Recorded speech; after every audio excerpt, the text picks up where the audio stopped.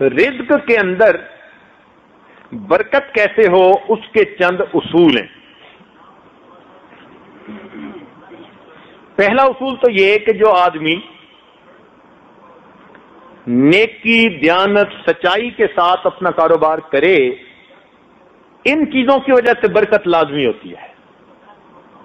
دلیل اس کی کہ خدیجہ الکبریٰ رضی اللہ تعالی عنہا نے نبی علیہ الصلوۃ والسلام کو سامان تجارت دے کر بھیجا تو نبی علیہ الصلوۃ والسلام نے اس کو جا کر بیچا. صداقت، امانت، دیانت، فراست، ان چیزوں کو استعمال کیا. نتیجہ کیا نکلا کہ اس مال کا منافع عام معمول سے دگنا منافع ہوا، جس پر خدیجہ کبریٰ حیران ہوئی کہ بھئی اتنا زیادہ منافع روٹین میں ہوتا ہی نہیں تھا. علماء نے لکھا ہے کہ جب نبی علیہ السلام نے پرائے مال پر اپنی صفات کو استعمال کیا، مال پرایا تھا، امانت اپنی تھی، دیانت اپنی تھی، صداقت اپنی تھی، فراست اپنی تھی، جب ان صفات کو پرائے مال پہ استعمال کیا اللہ نے اس میں دگنا نفع دے دیا.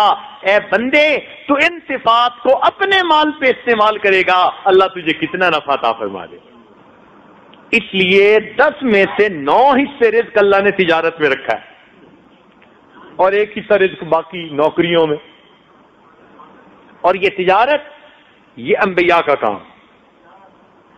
اس لیے دیانتدار تاجر قیامت کے دن انبیاء اور صدیقین کے ساتھ کھڑا کیا جائے گا، حالانکہ تجارت کرتا ہوگا. تو اس کے کچھ اصول ہیں. اگر انسان کو رزق کی پریشانی ہو تو اس کے لیے ایک تو وہ کثرت سے استغفار کرے، کیونکہ ضرورت ہے نا. آج کئی دوست اس میں پریشان ہوتے ہیں، پوچھتے ہیں، تو بجائے الگ الگ کسی کو بتائیں کیوں نہ دوستوں کو سب کو ہی بتا دیں، فائدہ ہو جائے گا. بلکہ یہ اور آگے کسی کو بتائیں گے اللہ کی مخلوق کا فائدہ ہو جائے گا. تو رزق کی پریشانی دور کرنے کے لیے پہلا عمل انسان کثرت سے استغفار کرے. استغفر اللہ ربی من کل ذنب واتوب الیہ. اگر تو یہ پورا پڑھے تو بہت اچھا، کم از کم استغفر اللہ یہ تو ضرور ہی پڑھتا رہے. استغفروا ربکم انہ کان غفارا. دیکھو دلیل قرآن پاک سے. نوح علیہ السلام نے کیا کہا تھا؟ رب کے سامنے استغفار کرو، وہ تمہارے گناہوں کو بخشنے والا ہے. یرسل السماء علیکم مدرارا، بارشیں برسائے گا. وَيُمْدِدْكُمْ بِأَمْوَالٍ، مال سے تمہاری مدد کرے گا. تو استغفار سے اللہ تعالیٰ بندے کی مال سے مدد فرماتے. پھر بندوں کی مدد نہیں مانگنی پڑتی، پھر بندوں کے پروردگار کی مدد اترتی ہے. اور جب اللہ تعالیٰ کسی بندے کی مدد کرتے ہیں پھر اس کی کشتی کو درمیان میں نہیں چھوڑتے، ہمیشہ کنارے لگا دیا کرتے ہیں. دوسری بات کہ جتنی حیثیت ہو اللہ تعالیٰ کے راستے میں صدقہ کرے. مثلا کچھ لوگ روزانہ صدقہ کرتے ہیں. یہ کہاں لکھا ہوا ہے کہ روزانہ آپ نے ہزاروں لاکھوں کے حساب سے صدقہ کرنا ہے؟ آپ اگر 1 روپیہ بھی صدقہ کریں گے روز کا تو صدقہ کرنے والوں میں شامل ہو جائیں گے. 5 بھی کریں گے تو صدقہ کرنے والوں میں شامل. تو مقدار کو مت دیکھیں، اپنی حیثیت کو دیکھیں.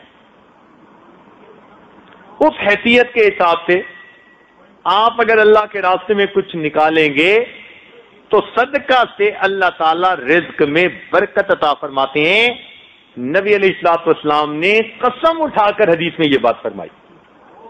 اگر اللہ کے محبوب ویسے ہی بات کر دیتے تو صادق و امین کی یہ بات سچی تھی، مگر انہوں نے قسم کھا کر فرمایا کہ صدقہ کرنے سے آدمی کے رزق کے اندر کمی نہیں آتی، اللہ تعالیٰ برکت عطا فرما دیتے. تیسری بات کمزوروں کے اوپر احسان کرنے سے. کوئی ہینڈی کیپڈ ہے، بیوہ ہے، یتیم ہے، مسکین ہے، چھپ کے اس کی مدد کرنا، پتہ ہی نہ چلے. صحابہ کرام کے اندر یہ بڑی صفت تھی کہ وہ ایسے کام کرتے تھے اور کسی کو پتہ بھی نہیں چلنے دیتے تھے. چنانچہ سیدنا عمر رضی اللہ عنہ ایک مرتبہ آئے اور انہوں نے آ کر دیکھا کہ حضرت ابوبکر صدیق رضی اللہ تعالیٰ عنہ نے اپنے کام والی جگہ پر ایک رجسٹر رکھا ہوا ہے اور اس پر لکھا ہے کہ فلاں بندہ معذور ہے، حاجت مند ہے، ضرورت مند ہے، اور اس کی خدمت کون کرے گا. آگے اس کا نام بھی لکھا ہوا ہے. سارا رجسٹر دیکھا تو وہ خانے پور دیکھے. ایک جگہ لکھا تھا کہ یہ بیوہ ہے، بوڑھی ہے، اس کے گھر میں جھاڑو دینا ہے اور پانی بھرنا ہے، مگر آگے اس کے خدمت کرنے والے خانے میں کوئی نام نہیں تھا. انہوں نے رجسٹر دیکھا، انہوں نے نیت کر لی، اچھا بھائی اس کی خدمت میں کر لوں گا. چنانچہ اگلے دن فجر کے بعد اس کے گھر پہنچے، دروازے پہ دستک دی، اماں میں آپ کی خدمت کے لیے آیا ہوں. انہوں نے کہا جی خدمت کرنے والا تو آیا تھا، وہ خدمت کر کے چلا گیا. اچھا چلو میں کل فجر سے پہلے آ جاؤں گا. اگلے دن عمر رضی اللہ تعالیٰ عنہ تہجد پڑھنے کے بعد فجر سے پہلے ہی اس کے دروازے پر پہنچے کہ میں اس کی خدمت کروں گا، جھاڑو دوں گا، اس کا پانی بھر دوں گا. دستک دی، بڑھیا نے کہا جی کہ وہ تو کوئی آیا تھا، پانی بھی بھر گیا، جھاڑو بھی دے گیا. اچھا، وہ بھی عمر بن خطاب تھے. کہنے لگے اچھا پھر میں دیکھتا ہوں. اگلے دن عشاء پڑھ کے وہ راستے میں ایک جگہ چھپ کے بیٹھ گئے. کہنے لگے اب دیکھتا ہوں کون جاتا ہے خدمت کرنے والا. آدھی رات، جب گہری رات تھی نا، اس وقت اچانک انہوں نے دیکھا کہ کوئی آہستہ آہستہ قدموں سے اس بڑھیا کے دروازے کی طرف جا رہا ہے. اللہ نے کھڑے ہو گئے، کہنے لگے من انت، تو کون ہے؟ یہ پوچھا تو آگے جواب میں امیر المومنین سیدنا صدیق اکبر عنہ کی آواز آئی کہ میں ابو بکر ہوں. امیر المومنین آپ؟ کہ ہاں میں اس بڑھیا کی خدمت میں کرتا تھا اور میں نے اپنا نام لکھنا مناسب نہیں سمجھا تھا، اس لیے تمہیں خانہ خالی نظر آیا، ورنہ اس کا پانی تو میں رات کو آ کے بھر دیتا. اتنے میں انہوں نے کیا دیکھا کہ امیر المومنین کے پاؤں میں جوتی نہیں تھی. تو عمر رضی اللہ عنہ نے پوچھا امیر المومنین رات میں آپ ننگے پاؤں گلیوں میں چل رہے ہیں؟ امیر المومنین نے کہا ہاں، میں جوتا اس لیے نہیں پہنتا میرے جوتوں کی آواز سے کسی کی نیند میں خلل نہ آ جائے. میرے جوتوں کی آواز سے کسی کی نیند میں خلل نہ آئے. میں رات کو ننگے پاؤں چل کے اس بڑھیا کا پانی بھر دیتا ہوں، اس کے گھر میں جھاڑو دے دیتا ہوں. ایسا اللہ کی رضا کے لیے کام کرتے تھے. تو ہم بھی اگر کسی پر احسان کریں تو یوں چھپ کے کریں. آج تو ہماری حالت یہ ہے نا کہ ہم دائیں ہاتھ سے گناہ کرتے ہیں، بائیں کو پتہ نہیں چلنے دیتے، ایسے چھپ کے گناہ کرتے ہیں. صحابہ کرام دائیں ہاتھ سے صدقہ کرتے تھے اور بائیں ہاتھ کو پتہ نہیں چلتا تھا. امام زین العابدین رحمۃ اللہ علیہ جب ان کی وفات ہوئی تو نہلانے والے نے، غسال نے دیکھا کہ ان کے کندھے کے اوپر نا ایک کالا سا نشان ہے. اللہ نے ان کو بڑا خوبصورت جسم دیا تھا، بڑے نازک بدن تھے، اور اللہ رب العزت نے سیمی تن بنایا تھا ان کو. اتنا خوبصورت جسم اور ایسا کالا سا نشان. تو غسل دینے والا بڑا حیران ہوا، بات سمجھ نہ آئی. تو اس نے پوچھا گھر کے لوگوں سے بھئی یہ نشان سا کیسا تھا؟ ہمیں بھی نہیں پتا.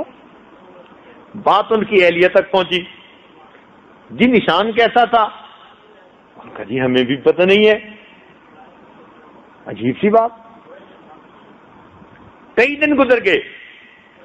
کئی دنوں کے بعد جو بیوائیں تھیں، جو نادار تھے، جو ہینڈی کیپ تھے، ان کے گھروں سے آواز آئی وہ کہاں گیا جو ہمیں پانی پلایا کرتا تھا. تب پتہ چلا کہ رات کے اندھیرے میں پانی کی مشک اپنے کندھے پر لے کر ضرورت مند لوگوں کے گھروں میں پانی بھرا کرتے تھے، اور زندگی میں پتہ ہی نہیں تھا کسی کو کہ آگے بھر جاتا ہے. ان کے مرنے کے بعد پتہ چلا. یہ جو خدمت ہے نا، یہ اللہ تعالیٰ کو بڑی محبوب. لا الہ الا اللہ، لا الہ الا اللہ، لا الہ الا اللہ، لا الہ الا اللہ، لا الہ الا اللہ.